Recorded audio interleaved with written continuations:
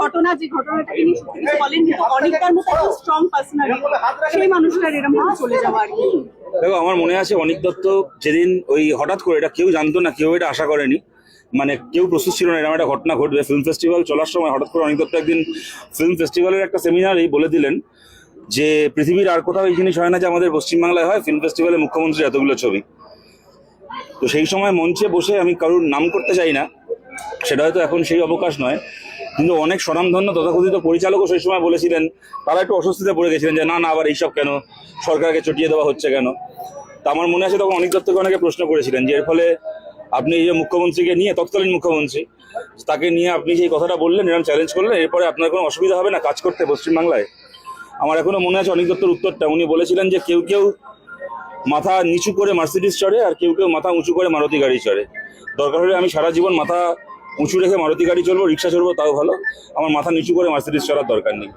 এবং সত্যি ওই টার্মসেই নিজের জীবনটা উনি কাটিয়েছেন। তারপরও বিভিন্ন সময়, ভবিষ্যতের ভূত সিনেমার সময়, অপরাজিতার মতো একটা ছবি যেটা গোটা পৃথিবীতে সমাদৃত হলো, কিন্তু তার নিজের শহরে ফিল্ম ফেস্টিভ্যালে সেটাকে দেখানো হলো না, নিজের শহরে সেটা নন্দনে দেখানোর সুযোগ দেওয়া হলো না।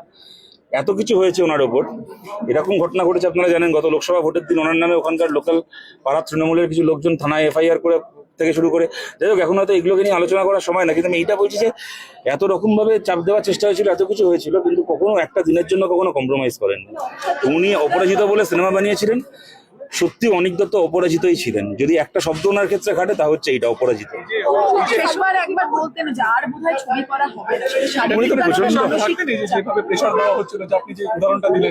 দেখুন এই রাজনৈতিক অসংখ্য, দেখুন এগুলো তো অন রেকর্ড, এগুলো তো আমার বলার অপেক্ষাটা। উনি যে অসম্ভব রকমের, আগের সরকারের সময় উনি যে অসম্ভব রকমের বাধার সম্মুখীন হয়েছিলেন, এটা ঘটনা। কিন্তু সেই বাধার জন্য উনি ডিপ্রেসড হয়েছিলেন বলে আমার মনে হয় না। উনি সেই কারণে ভেঙে পড়ার মানুষ নন। নিশ্চয়ই হয়তো ওনার কিছু মানসিক যন্ত্রণা অন্যান্য কারণে থাকতে পারে, শরীর স্বাস্থ্য নিয়ে থাকতে পারে। উনি খুবই অসুস্থ ছিলেন, এটা ঘটনা। কদিন আগেই এই আমৃতেই খুব ক্রিটিক্যালি অসুস্থ হয়ে একদিন মাঝ রাত্রিবেলা ফোন করলেন যে আমি নিঃশ্বাস নিতে পারছি না। আমরা অত রাত্রিবেলা আবার সে কয়েকজনকে পাঠিয়ে অ্যাম্বুলেন্সের ব্যবস্থা করে আনা হলো।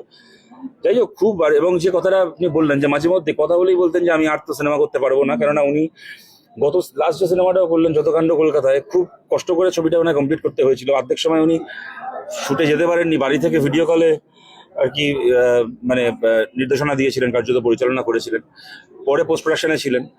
তো কিন্তু আবার এটাও বলছি, আবার ইদানিংকালে একটু সেরে উঠছেন আস্তে আস্তে। ওনার সাথে কথা হচ্ছিল, আমি জানি হাসানদার সাথে কদিন আগেই কথা হলো পরের ছবিটা করার জন্য। উনি খুব উৎসাহ নিয়ে তার প্রি প্রোডাকশনের কাজ শুরু করবেন, সব কথা হলো। তারপরে এরকম একটা ঘটনা ঘটলো, আর কি বলবো। আর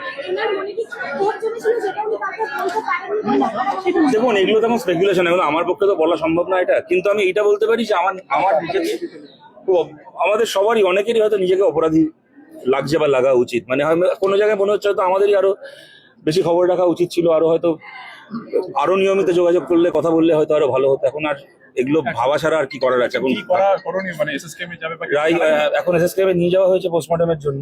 তারপরে ওনার মেয়ে রাই বিদেশে থাকে, ও ইউরোপ থেকে খবর পেয়ে এখন ওখান থেকে রওনা হয়েছে, একটু পরে ফ্লাইট নেবে ওখান থেকে। মোটামুটি এক্সপেক্টেড কালকে 3টে সাড়ে 3টে নাগাদ কলকাতায় মানে পৌঁছবে। তারপরে ওর সাথে কথা বলেই সরকারের পক্ষ থেকে রুদ্রনীল ঘোষ এসেছিলেন, তিনি অফার করেছেন, আমরা তার জন্য তার কাছে কৃতজ্ঞ। তারা বলেছেন তারা নন্দনে নিয়ে যেতে চান।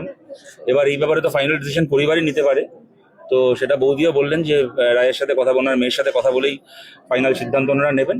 যাই হোক, তারা মিলে যা ঠিক করবেন সবাই মিলে সেটাই হবে। হ্যাঁ, কিন্তু যা হবে কালকে 3টে সাড়ে 3টের পরে।